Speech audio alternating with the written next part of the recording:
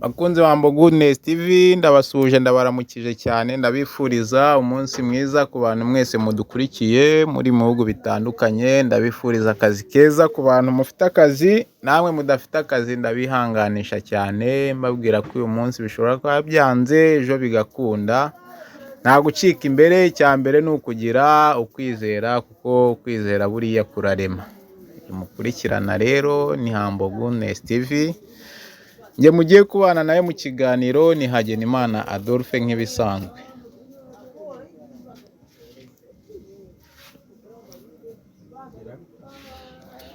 Nagarutse rero mbagezaho ikiganiro gitandukanye, mbagezaho ibiganiro biba bigiye bitandukanye kuri YouTube yacu Goodness TV. Mbashimira uburyo ki mugenda mukora subscribe, share ndetse na comment, ni iby'igiciro gikomeye cyane. Ndabashimira kandi uburyo ki mugenda musangiza ibi biganiro abantu batandukanye. Rero nagarutse rwose, nje gushima rwose. Ubu ngiye kuzanza nshima ngira na bamwe nenga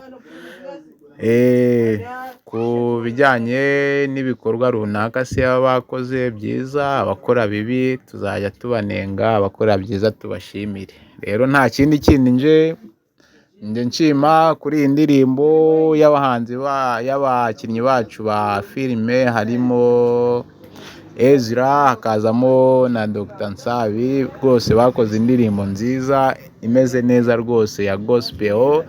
Nanashishikariza abantu benshi kugira ngo bari muri sinema bafite izina runaka rikomeye, kugira ngo namwe mugire uburyo ki mutanga message rwose, ubutumwa bw'Imana, kugira ngo mugere ku bantu batandukanye. Nimba uzi ko hari ahantu Imana yaba yaragukuye, rwose ni ngombwa kugira ngo nawe ugire uburyo ki uyibuka aho yakugejeje. Ndabashimira cyane rwose, mwakoze igikorwa gikomeye cyane. Mubanze mwumve rwose nk'iyi beat, rwose mwumve uburyo ki yayiririmbye neza cyane. Urayumva uko imeze?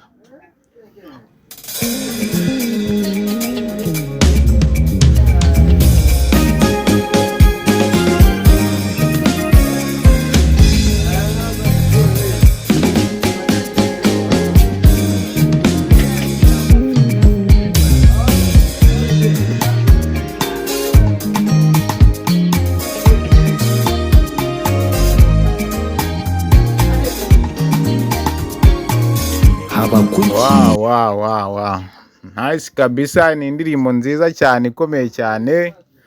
Rwose ndabashimiye cyane abahanzi bacu rwose, bana kabisa, kude chapeau, mwakoze neza rwose. Indirimbo ikoze mu njyana rumba, imeze neza cyane rwose. Mukomereza aho, mutanga message, mugire uburyo ki muririmba indirimbo z'amagospel, kugira ngo zigire aho zikura abantu bakiri mu bubata bwa Satani, kugira ngo nabo bavemo, bamenye ko Imana ari igira neza, ikura umuntu mu mukungugu, hahandi hasi rwose, ikamusiga, ikamwambika rwose, ikanagira gute, ikanamwicazanya n'abantu bakomeye. Ibyo bihamya birahari rwose ku bantu bamwe na bamwe baba bafite ahantu Imana yabakuye. Umva hano uburyo ki rwose message ayitanga nka Dr Nsabi.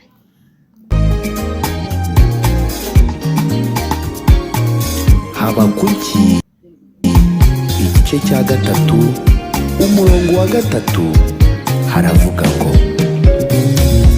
Imana yajiturutse itemani nirera, iturutse ku musozi Parani nirera.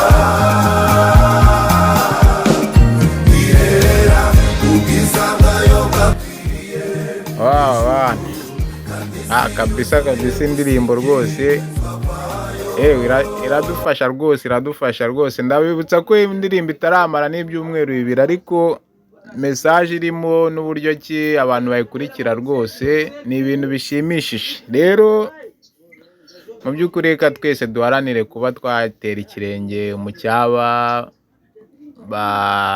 abantu bacu badukinira amasinema atandukanye, kugira ngo namwe mufite izina rikomeye, kugira ngo murebe uburyo ki mwatanga message zitandukanye ku bijyanye n'ijambo ry'Imana ku bantu bose babagezaho, yaba ama platforms yanyu, kugira ngo mutange message mutanga ku bintu bijyanye n'ijambo ry'Imana, kugira ngo abantu babashe kubohorwa. Murumva rero ko mu by'ukuri aba bantu nabo gushimirwa pe, nabo gushimirwa. Njyewe nka Humble Goodness TV hamwe n'abantu bose badukurikiye, rwose ndabashimiye cyane kubw'uruhare mwagize bwo gukora nk'iyi ndirimbo. Ni ikintu cyiza cyane gikomeye, mukomereza aho rwose, ni ikintu cyiza cyane.